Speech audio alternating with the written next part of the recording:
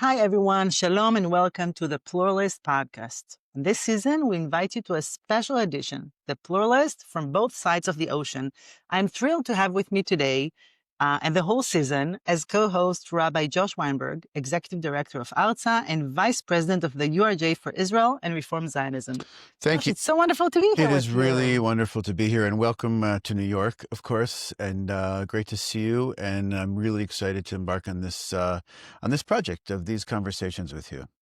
So we will discuss during this season the current situation in Israel and its impact on liberal Jews in North America, the challenges facing Reform Jews in the U.S., the relationship between Israel and liberal Jewish communities outside of Israel, and the struggles IRAC is leading for a better Israel and their implication for Reform Jews around the world. Of course, throughout the course of this season, we'll explore a whole range of pressing issues, including the status of Reform Judaism in Israel and Israeli attitudes towards the Reform movement, which is fascinating, by the way. You can't discuss these things without looking at the impact of October 7th on both Israel and the diaspora communities. And of course, we're looking at continual threats to democracy in both countries, I might add. We're seeing an uptick in settler violence in the West Bank and what that means for Israeli society and for liberal Jews worldwide. The political landscape, as Israel, of course, many of us are well aware that it's approaching its next elections in 2026. And of course, the bigger questions of how do we identify the efforts to advance shared society between Jews and Palestinians within Israel? And we could go on specifically about women's rights, LGBTQ plus rights in both countries, and much, much more. We're going to have with us guests throughout the season and that will shed a light about those issues and many more. And we're also would be excited to hear what you, our listeners and viewers, think about the topics we should cover. Let us know. Would be happy to hear from you. And really one of the big hopes and goals is to help give an additional insight into Israeli society and to these huge issues as it plays out here as well, and to maybe give some Israelis an insight into what's happening here. And most importantly, I think, is to give our movement and give liberal Jews language on how to understand and how to articulate some of the positions of being liberal Zionists and being Reform Zionists and trying to walk this fine balance as we push forward into the future. Orly, let's just start a little bit with the title of the podcast. We're calling it the Pluralist Podcast, which everyone of our listeners who subscribes to your newsletter, The Pluralist, is very familiar with the word. But why choose that word? And just say a little bit about what it means to you. And then we're going to go a little bit more in depth into our own backgrounds that we bring to this story. So it's an interesting question. Actually, IRAC, the Israel Religious Action Center, is called in Hebrew today the Israel Center or the Reform Center for Religion and State. But we used to be called until like 12 or 13 years ago, the Center for Jewish Pluralism. Yeah. Merkaz Pluralism in Hebrew, right? Merkaz Pluralism, right. So the word pluralism was very central and still is for our work. It's interesting to note that there is no Hebrew word for pluralism. It's not at least not a widespread used word. Right. Yeah. Ech omrim pluralism be'ivrit, right? How do you say that in Hebrew, right? So how would you say? Is there a word, or how do you do it? Well, there is a word meaning pluralism, which is ravgoniyut, but it's not really frequently used by Israelis. And actually, when we were called the Center for Jewish Pluralism, I would say, call someone and say, "Oh, I'm from the Center for Jewish Pluralism," and they would say, "Floralism? Does it have something to do with flowers?" Like people had no idea. You're looking for a florist. It's not a coincidence, right? Because Israelis are not the most pluralistic people or society. You're saying the fact that there's no word for it in Hebrew is highly symbolic. For sure. Of Israeli society right now. For sure, it is. And we decided, by the way, to change the name because we wanted the name to convey what we are about in a very straightforward way, so Israelis would connect to what we're talking about. But definitely the notion of pluralism is very central to our work. The fact that we're, first of all, working for a country, a Jewish state, which really recognizes a multitude of ways to express Judaism, and this is why we're for Jewish pluralism. And this concept is gaining more and more ground among Israelis over time, for sure. Even if the word is not, very well. Right. Forget about the word, the technical term, but the concept is more important. I'm asked this all the time, specifically about Zionism. But is there can you give like a textbook definition of, not to put you on the spot, but a textbook definition of pluralism? Like, what does it actually mean? So it's interesting. My husband says that I'm very pluralistic with anybody who agrees with me. And I like this definition. Yes. I have also like a T-shirt saying I could agree with you, but then we would both be mistaken. I love that. We'd both be wrong. Yeah.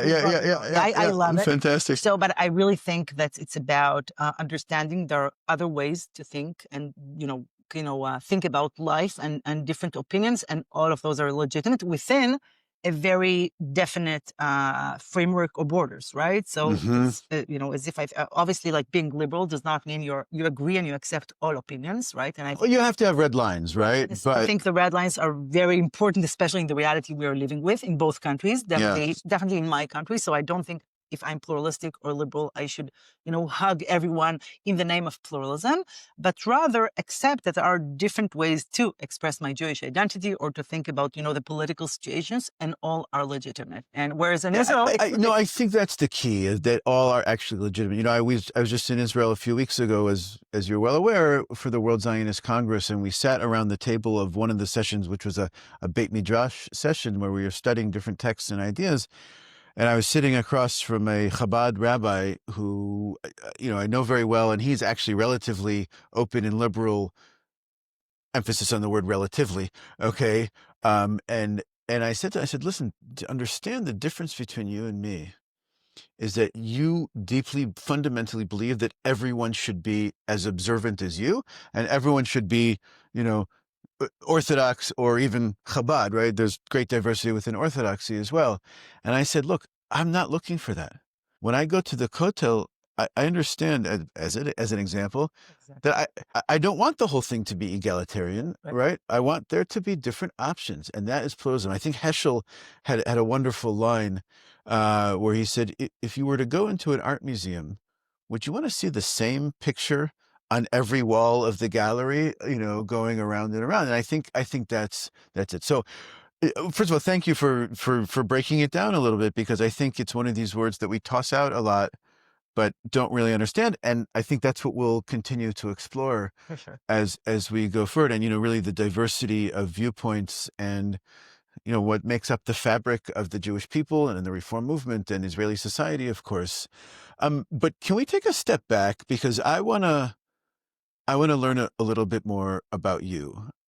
We've known each other a long time, and you've been working for over 20 years in this field. But essentially, how did you get to where you are today? Tell me a little bit about the house in which you grew up, and what were some formative moments for you along the way that led you to be who you are today.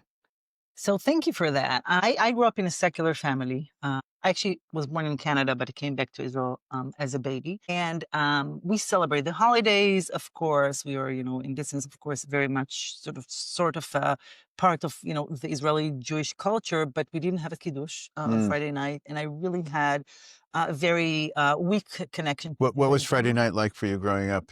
Just like regular dinner, but without any religious, any rituals or candlelighting or anything like that? I had no idea about Reform Judaism at all growing up. Okay, I'm 57 years old, so it's been a while ago, because it's not the case today. I mean, now we're a completely different reality. But when I grew up in the 70s, it was really something that I haven't, known about. I didn't have a bat mitzvah growing up. It was like not a thing. Nobody around me.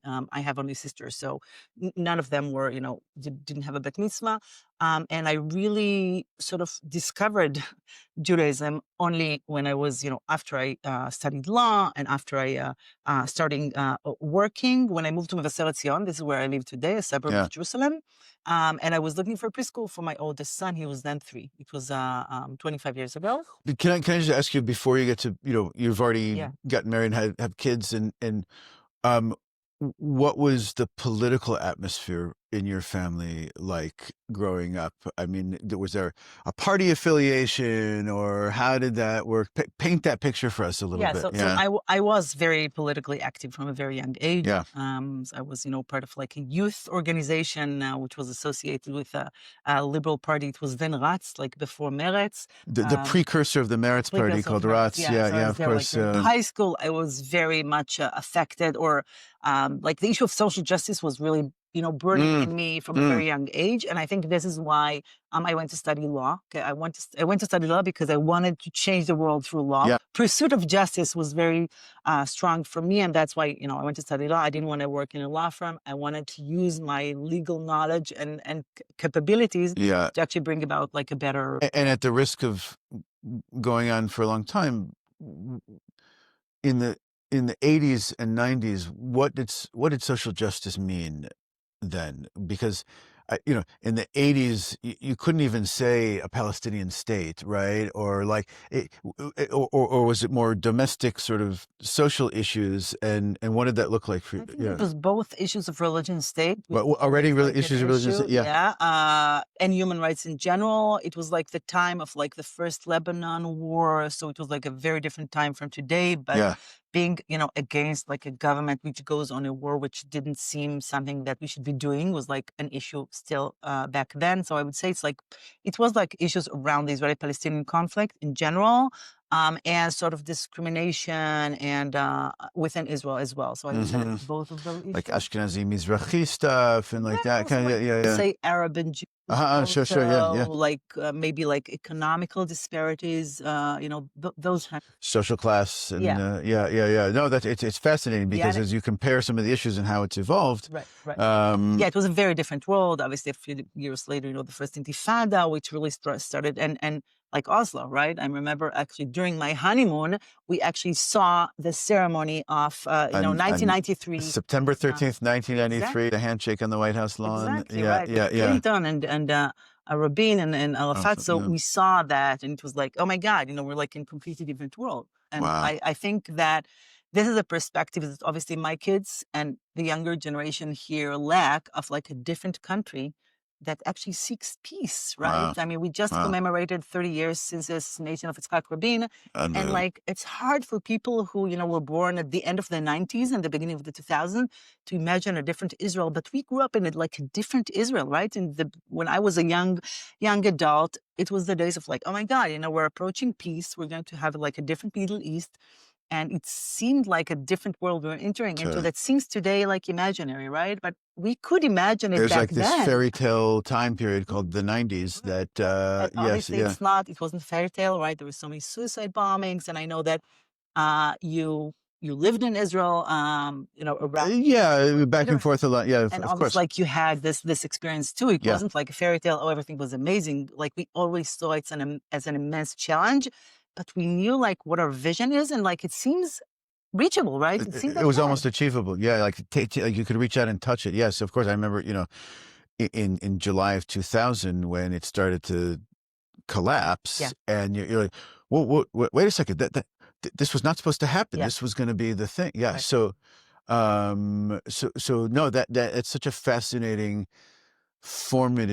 those were formative years for you. And so you went to study law. Yeah, and by the way, when Rabin was assassinated, I lived here. I studied at Columbia, and I lived in New York, and I was not in Israel. I was not present. And actually, because it was the 90s, and, like, obviously I, followed the news, but it was not as it is now, right? That, everything as it happens. Right. And so, like, I wasn't aware of the unbelievable incitement that was against Rabin at the time. Leading up to his assassination. And actually, when he was killed, I was sure he was killed by an Arab terrorist. I had no idea, like, there was so much incitement from this, Jewish side, and it like came like as a complete shock, even more so than for people living here. So obviously, because I was here, I did not experience it as people in Israel did, and it was, I'm sure, like for you and for people who were here, it was sort of. I mean, you were younger than me, so but I'll share my story. But I was then 26. It was a complete shock, and I came back to Israel like a year later, and it was a different Israel, right? Right after Netanyahu was elected, and it was a different time. It was really hard to sort of understand, where we're at. Yeah. Yeah. And so tell us a little bit about what happens after you start practicing law and you move to the suburbs, so to speak, to Mevaseret, and then your husband's also in the legal world, right? Yeah, my husband is a law professor, and I moved to Mevaseret. I was looking for a preschool for my son, and then someone told me the Reform congregation in Mevaseret Zion, which was established and then led by Rabbi Meir Leibovitz, has a wonderful preschool, and you should send your kid there. And I was like, what is a Reform congregation? I had really no idea what it's all about, but I went to see it, and it looked wonderful, and I said, oh, let's do it. And that's how I got to join the Reform congregation, and that's how I got to know the Reform movement. A couple of years later, when I was looking for a job on, social justice, I asked my rabbi, Meir Leibovitz, well, do you have an idea? And she's like, you should contact two people in the Reform movement, At Hoffman and Gilad Kariv, and that was 2004, and the rest is history. So I've been with IRAC ever since, since 2004. I really found my home, in the Reform movement. So using my Jewish identity to promote social change and to address so many injustices that are present in Israeli society. And not only your Jewish identity, but also your expertise as a lawyer. And you came on as part of the legal department of IRAC, and then you led to head the legal department. Right. And how have things changed a little bit in terms of the mission and vision of IRAC in, since even, the time of Orly Regev and through Anat and now in the present? So I think, over time we have been fighting religious extremism and its different manifestations, but I think our mission became more and more clear as we progressed and as the political landscape changed and the political arena has moved further to the extreme right, which just made our mission like crystal clear. So I think we've been doing it for years, but we have really challenged some of the issues that nobody has challenged before us, right? Which is, for instance, a fight against gender segregation in the public sphere, against exclusion of women, moving women to the back of the bus. We began dealing with it at the beginning of the 2000s, and nobody dealt with it, and nobody understood why we should actually challenge this.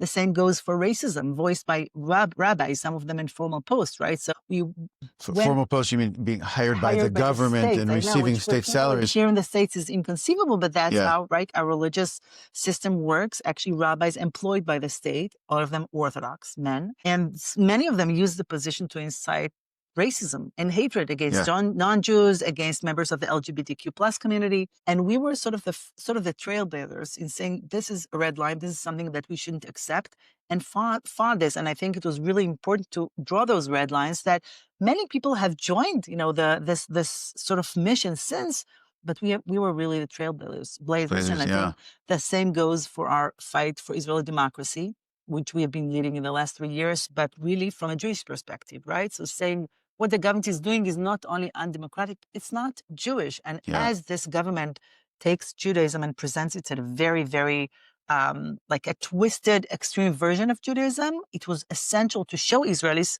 this is our Judaism. You shouldn't let others take Judaism from you. Yeah, it's such an important statement, because I think in Israel, the general assumption that the more Jewish you are, the more observant you are, the also more conservatively political you are. We're a way to say, well, let's actually look at what Judaism says, through a reform movement lens or a liberal lens, also to say, well, wait a second, look, are you reading the same Torah that we're reading? And I say, so. But I want to ask. Yeah, sure. Yeah. Tell me a little bit about your journey. I mean, yeah. So mine is kind of the opposite. I grew up just outside of Rehovot in Chicago, and I grew up where I basically only knew Reform. Which is also fascinating. And I grew up in the, as we call it, the holy trinity of synagogue, youth movement, and camp, and then eventually the Israel piece was important. That was sort of the recipe for Jewish continuity at the time. And so tell me about your connection to Israel. Like, Yeah. So when you were growing up? so growing up, it was always present and something we always talked about. And my parents had gone to volunteer in the kibbutzim in the Yom Kippur War and gone back and forth, but they did not go to Israel for 15 years. The first 15 years of my life, kids and career. My father's a congregational rabbi in the Chicago area. They went back a couple times. It was always something that I talked about. I read it, everything that I could, and I really. So when was the first time you were in Israel? So the first time was in 1994 when I was 15. So I'm a decade behind you. Mm-hmm. But there were a few formative moments. Do you ever think about, where were you when that happens? I first started getting very heavily into the news and politics and current events in the 1991 Gulf War. For me, that was like, oh my God, is there going to be a Scud missile in Tel Aviv? Yeah. And following very, very, very closely and reading everything I could. But then the moment was when I was in high school watching on live TV, the handshake on the White House lawn, that same moment, September 13th, 1993. I will always remember it. And you also very felt it's like a new dawn coming upon I us? said, this is it. There's going to be like all the stereotypes of Israel being dangerous from the first Intifada and, the image of David and Goliath and, the tank versus the Palestinian rock throwing kid. And like that was sort of my childhood throughout the 80s. And then I said, okay, this is it. There's going to be peace. Yeah. And I was some may call me naive or sort of blindly idealistic, but I was very optimistic and very hopeful. And so much so, this is actually, we got together a petition. We called it a Megillat Shalom. I was involved in a nifty. Yeah. And we put it on a scroll. We wrote this text. That was 93? 93. So the handshake on the White House lawn was a few weeks before Rosh Hashanah. And so we said, let's get 5,000 signatures. Okay. And so we put it in the congregations in our area around the Chagim. And we got people to sign on to this. We actually had this scroll with this long piece of paper, a physical scroll with a long piece of paper. And we had it in the lobby as people would go and sign, we want to support this peace effort that was just there. And it was actually the first time I encountered ARZA, because after the Chagim, activism. Right, in 1993, we flew to New York, and through ARZA, we presented this Megillat Shalom to the Israeli ambassador to the UN and the Palestinian mission to the UN, wow, which was I still remember, it was Ambassador Gad Yacobi, and the Palestinian ambassador who was so the head of mission was a guy called Nasser al-Kidwa, who is Arafat's nephew. Mm-hmm. And he's still talked about as a potential leader post Abu Mazen in the PLO and then on the PA. So we met him, and that was your first involvement. That was the first big moment. Yeah, very much so. And we really thought this was it. And how could anyone be against this? And then fast forward 2 years essentially to November, because the next moment is November 4th, 1995, of course. So Yud Bet Cheshvan, if you want to look at it that way. And then I was a senior in high school. Well, you were in law school. Yeah.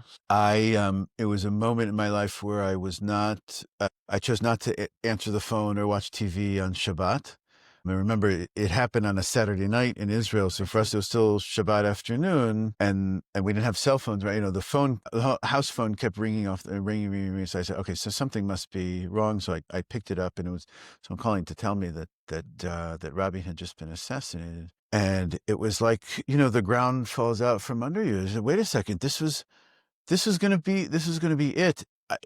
Different than your experience. Just something occurred to me. I wasn't like an expert on these things, but I knew it was at the hand of another Jew. And I said it had to, and then it turned out, and so we, organized and with. Was it like a waterfront for you on deciding to work to bring? Not necessarily. Not necessarily. It was just a deep disappointment and deep I almost felt like let down. Yeah. And how could this be? And then I started to learn more, but. And I had just returned from a semester in Israel. I had spent in between 93 and 95. I'd spent a semester in high school in Israel. It was my first time in Israel for a semester. That's what did it for me, because my Zionism which was beginning to be formed then, was less about politics or activism. It was about Jewish identity. Yeah.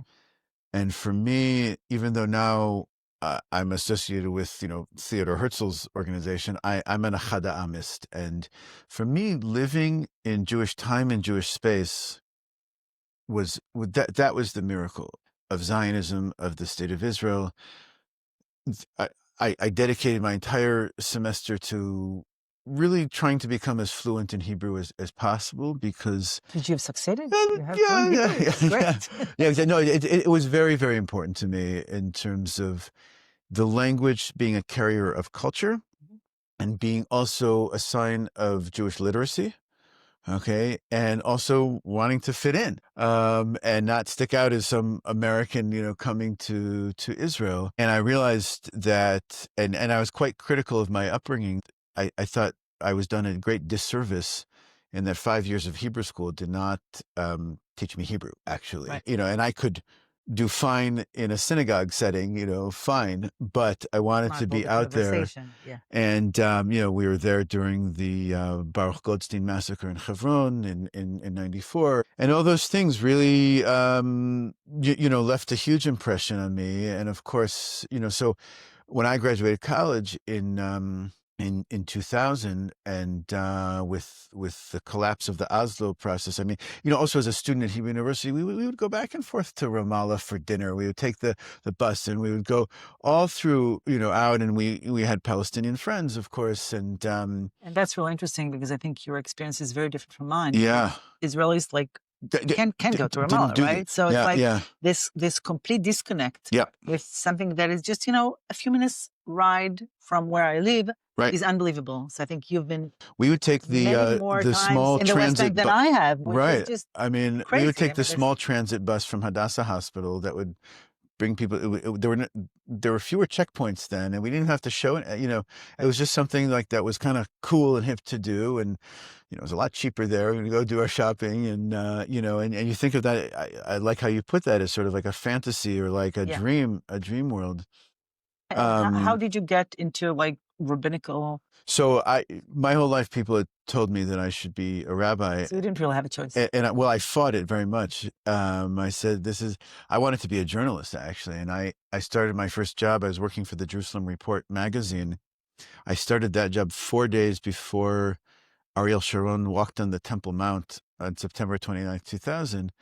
And I asked David Horowitz, who was the editor then, I said, can I go cover that? And he's like, and you are, how long have you been working here? About 3 or 4 days. And he said, I think we might send someone a bit more senior. But I really got to know some of the great mentors there. Really good story about that, because it was Rosh Hashanah, right? Yes. And actually, just the day before in Rosh Hashanah, we had a family gathering at our home, and we just moved to Mevaseret Zion, right? Of course, yeah. We're like, oh my God, we're finally getting to rest. Days of peace are ahead, right? It was, Ehud Barak then, and it's just, sort of.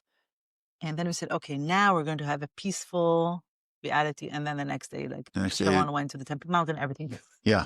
So and I think there was actually in the Middle East, you can't sort of rest, right? Everything is so. No, it was terrible. And then, that launched. I call it a war, really. Some people call it the Second Intifada, the Al-Aqsa Intifada, but. As we saw that year, all of the achievements of Oslo, or the potential of Oslo, and there are other scholars and lots of books have written about, that Oslo wasn't really the dream that we thought it was.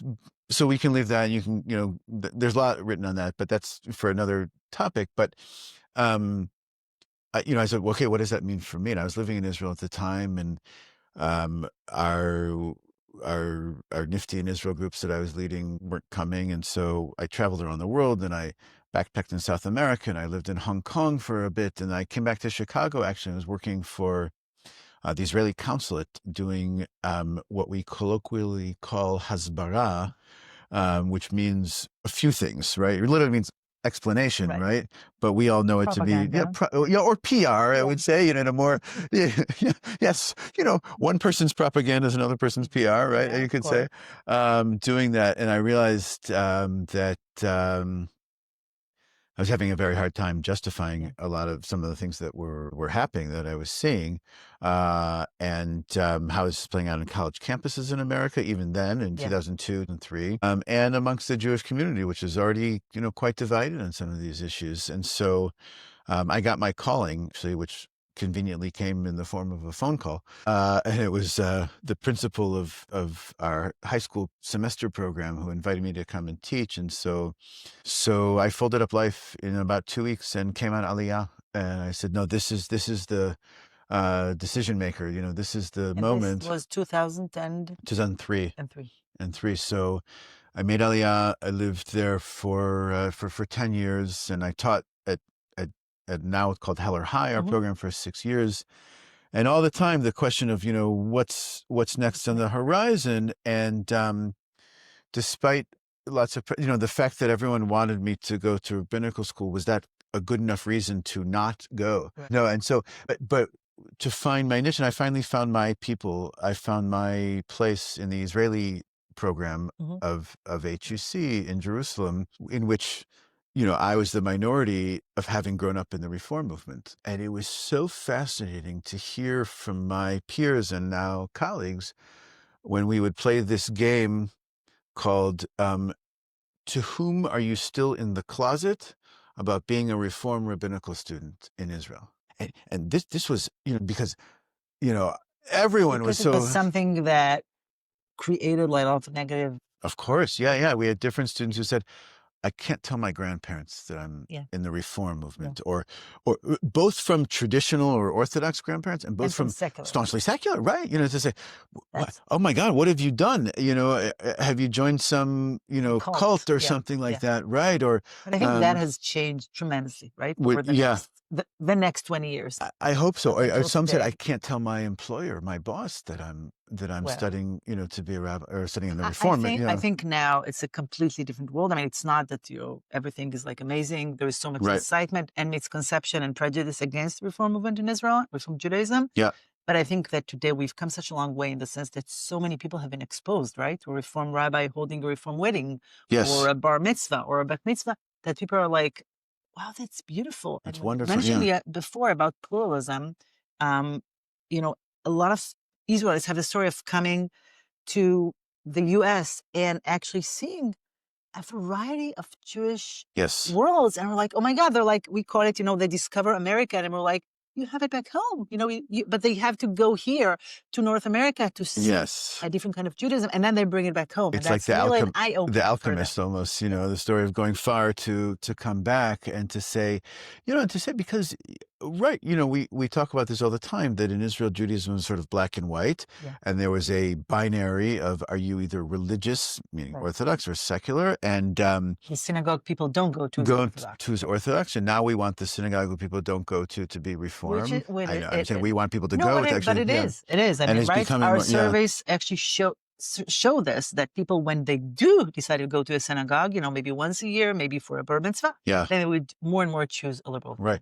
And I came to the conclusion through lots of mentors and teachers, who are more established in Israel, that this sort of polarizing dichotomy, or this binary between dati and chiloni, or religious or Orthodox and secular, just does not answer the needs of the mainstream right now. And people are looking for something. And what more, and I don't know if you'll agree with me on this, is that would you say that Israelis are waking up to the reality that just being a citizen of the Jewish state does not give them a Jewish community or even a sense of Jewish identity? I think it's an interesting question. I think Jews living in Israel, do not necessarily feel the need to be part of a congregation. It has changed a little bit after October 7th. I think people yearn for more sense of belonging, and I think this is sort of a notion we definitely need to explore, because I think the sense of belonging is something that is needed by many people across the world, and the liberal camp does not usually offer this to them, right? And that's why we have a huge struggle globally on the liberal side. But I want to, before we end, and I think our time is almost up, is just tell me just a word about you becoming involved in ARZA. Yeah, so heading ARZA and sort of... Israel was sort of the answer to my Jewish identity. And then I went on this exploration of so what does Zionism mean today for Yeah. me? And all my friends sort of laughed at me and said, "What do you go drain the swamps and build a choma migdal, a tower and a wall, like in the olden days." And they said, "Oh, if you want to be a light into the nations, you ought to go into high tech."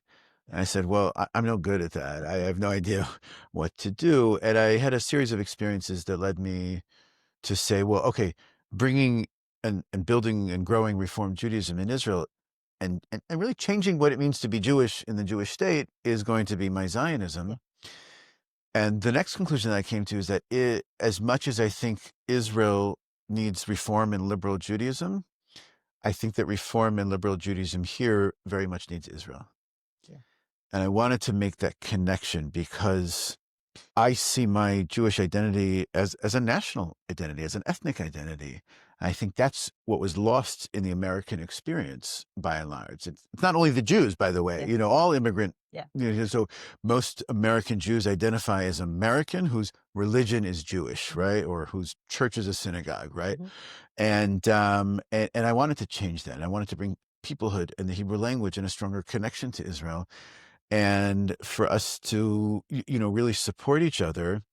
And so that's what led me into ARZA, into the Reform movement, to the URJ. And I think really that what IRAC is doing in Israel is a really good way to actually connect liberal Jews here in North America to Israel, or to the Israel they dream of. Right. And we're definitely going to talk about this more on the next episodes. So I think it's, so let's end with sit here and have a talk for 10 hours. All day, but we'll bring it to a close. And I want us to leave with the question of, where do you think the shifting paradigms are going in terms of Israel and the diaspora, if those are even relevant dividing lines anymore? And the big question for me, maybe we'll leave it with this and we can explore it, is what are the expectations and, dare I say, obligations that we have one to another? Definitely. And I think we're going to bring the different angles, right? I'm here now at the URJ offices in New York, but I'm going to bring sort of the Israeli angle, and we're going to bring the angle, the North American one. And I'm sure it's going to be super fascinating. Thank you so much. Stay tuned. Thank you for having me here. It's just wonderful. And we're looking forward to having you with us in our next episodes. Thank you. Toda rabba. Bye-bye.